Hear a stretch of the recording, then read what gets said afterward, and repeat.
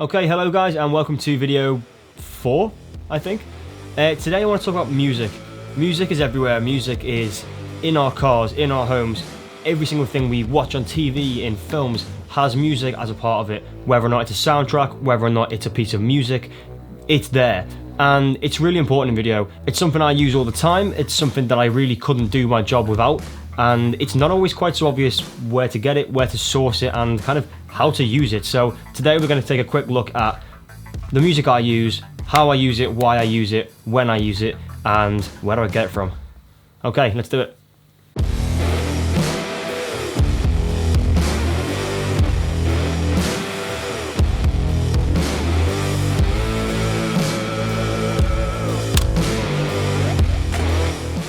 Okay, so music.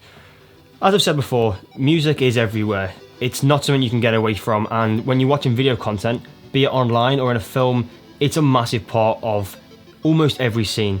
It's quite rare nowadays to watch a film where music is not a big part of that, and sometimes you might not even realise it, but it can really change a scene, a piece of work, whatever it is. The music's really important. Luckily for me, it's someone I kind of felt like I was aware of even before I started doing film and video content, because I have a musical background. My family play music, I was always learning instruments as a kid, and music is still a massive part of my life. What I didn't necessarily realise was how important music can be to video making and filmmaking. This is something that kind of took me a bit of time to kind of get to grips with and realise just how important it can really be. So it is something that's worth sharing and worth talking about. I think everyone understands that your videos need music. You don't see videos online that just have nothing, you know what I mean? You don't get that. The music is always a part of something, but the actual importance of why we use it and how it can be used to achieve a different goal within a video can be really useful. So the first thing to talk about is why. Why are we using music in video? Okay, so the main reason, the one thing that really kind of is emphasized by music, whatever kind of genre of video you're making, is the feel. It is what emotion and what type of thing you are trying to get across with your video. So for example, if we take a panto video, you're trying to get across a fun, energetic atmosphere for that panto, because that is what they're trying to sell. So for that kind of video, you're probably going to be using a piece of music which is energetic, high tempo, fun, those kind of things. So those buzzwords are going to be attached to that kind of music. Now if you're doing a promo piece for a bank, say it's got a more serious nature, the video might be trying to get across the security of the bank, the establishment of the bank, that kind of thing, then the music you use is going to be very different. This all kind of sounds simple, and it is in theory, but getting the balance right in your actual work isn't always so easy. So in video making, you're essentially trying to match the tone of the video with the piece of music you find, and then you're going to achieve some sort of mixture of the two, and that can be really what you're after. Now the piece of music that you want to use and the piece of music your client may want to use isn't always the same thing. This is something that comes up quite a lot and actually can be a little bit of a sticking point when it comes to the editing for a piece. For example, if I do a video for a firework display, which I've done in the past, the original piece of music I sent across wasn't exactly what they wanted. We had to go back and forth a bit and try and work out what style of music they really wanted. Now sometimes this process can take a while. This can be a real back and forth. It depends on your client, it depends on what type of video you're making.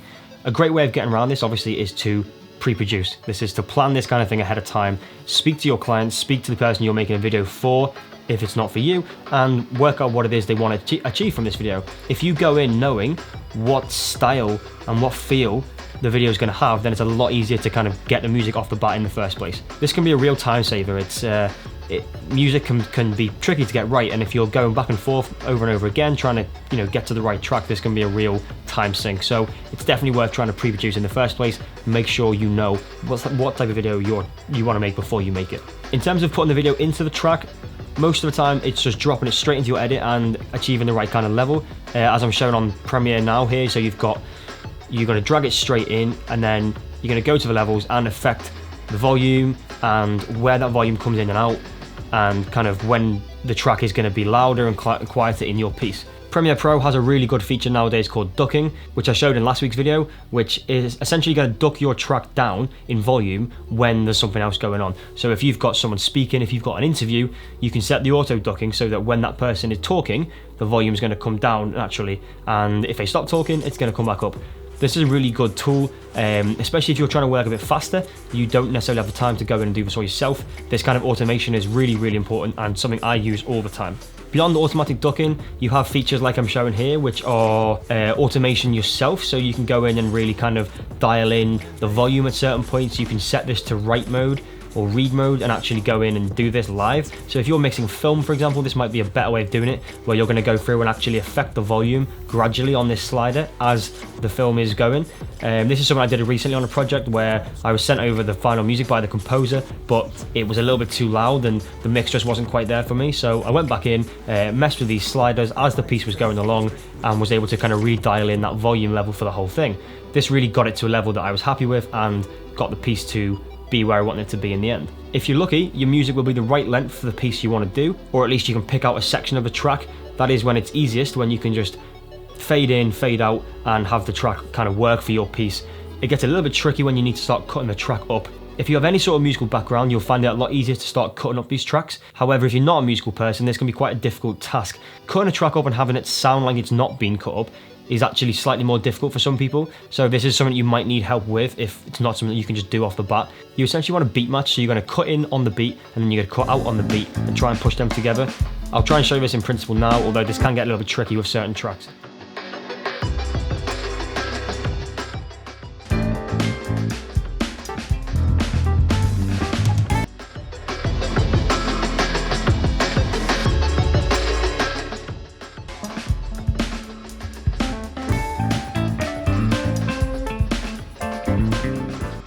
If you can use a track from the start or from halfway through and just fade it up, then it's a lot easier to do it that way. The thing I like to really do is have the end of a track be at the end of the video. So as you see here, we've got the track actually ending as the piece ends.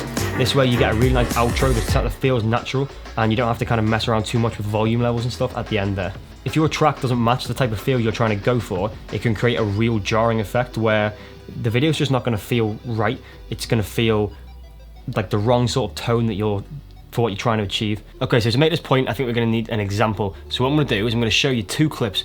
One of them is with what I would deem appropriate music and music that's going to help the scene sort of try and elevate that scene into something that's better than it was before. And the second one is going to be music that completely doesn't fit. It's not the right tone, it's not the right style, and hopefully it should throw the clip totally out of whack. So let's take a look at them now.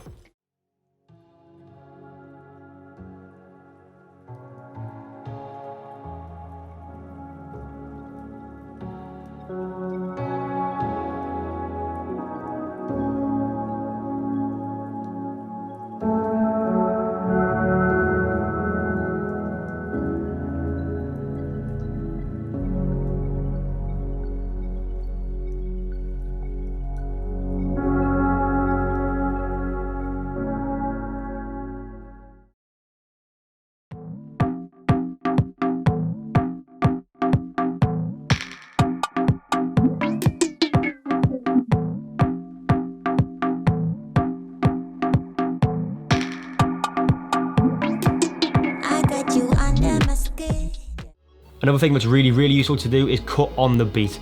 This is something that you kind of can learn over time. However, as a principle, all you need to do is make your cuts match the beat of the music. I couldn't tell you scientifically why this is appealing, but it really is, and you'll see it in almost every piece of video content you see. By default, cut on a beat. If you move away from that for creative reasons, it's great and it can work really, really well. However, if you're stuck and you just need something to kind of start with, I'd always suggest cutting on the beat, as it just feels right when you watch it. Okay, so where do I get my music from? I currently use a site called Epidemic Sound. Unfortunately, I'm nowhere near the point of being sponsored for this segment, so this is an actual recommendation from me personally. Epidemic site is a music subscription service that you'll pay a certain amount of money to a month, and you have access to their entire library. The music on Epidemic Sound is top quality. It's really, really good stuff. There's a massive variety and a ton of genres. It's also got great search features that you can go through and search by genre, by tempo, by feel. So it makes it really, really easy to pick out music when you're searching, like we've said before. The other thing that Epidemic has, which not all of the other ones have, because there are other subscription services like this, Epidemic also has a sound effects library. I'll go into more detail in a different video, but another thing I often do in videos is try and add a few sound effects. When you film on location, your sound is often rubbish, especially if you're not recording for that reason, and therefore it's not really something you're going to use in your final edit. However, adding some of these sounds back in later on can be really, really useful and achieve a really nice extra layer to your video. For example, as we see here, if I have a video of a bird flying across the camera, just a small sound effect of a bird in flight, or making a bird noise, that can really, really raise the production value here. And it's a subtle thing that the audience might not even necessarily notice, but it really can add an extra layer to your content. This can be time consuming, so it's not a thing you can do on every single project, but when you have the time and it's going to really add that extra, it can definitely be worth doing. Epidemic Sound is relatively well priced these days. I think it's about £10 a month for a YouTuber, so for a single channel subscription, and that covers your social medias and stuff like that as well. So you're not going to get flagged for copyright without any of this music. I forgot to even mention copyright. That's why we can't just use any track. If I throw a Bruno Mars song into my video, it's going to be off YouTube within seconds, and I'm certainly never going to make any money off that content. Copyright's a really tricky thing, and there's a lot of layers to it. However, on a basic level, you can't use other people's music without permission, and permission's expensive. So things like Epidemic Sound are really popular at the moment because they allow people to have high quality music without paying over the odds for it. Yes, this does mean you can't use the latest Britney Spears track in your video, but it means you can have a really good quality piece of music which is going to give the right feel for your video. I've probably just dated myself so much with that Britney Spears reference. Okay, so I think Epidemic Sound is £10 for YouTubers. I think now they have a deal on where it's £40 a month for content creators. So this covers third-party licensing, this covers your clients, this covers your videos that are not for you. This is really important and actually a big change from Epidemic Sound recently. Last year alone I was paying over £1,000 a year for that subscription service, so they've brought that down massively, which is a big help. I don't know how many video creators know this, but that reduced price now is really, really useful, so I definitely would recommend people to go towards Epidemic for that reason. I really need to change those screens to stop them going off because that's really distracting. Anyway, I think that's about it for today. So we've had a quick look at sound and why we use it, how we use it, and got into a little detail on how important music can really be. If you've got any questions, please let me know in the comments. I've really liked engaging with a few people over the last few weeks. I'm glad everyone seems to be enjoying this content, so please leave a like, hit subscribe, and I'll see you next week.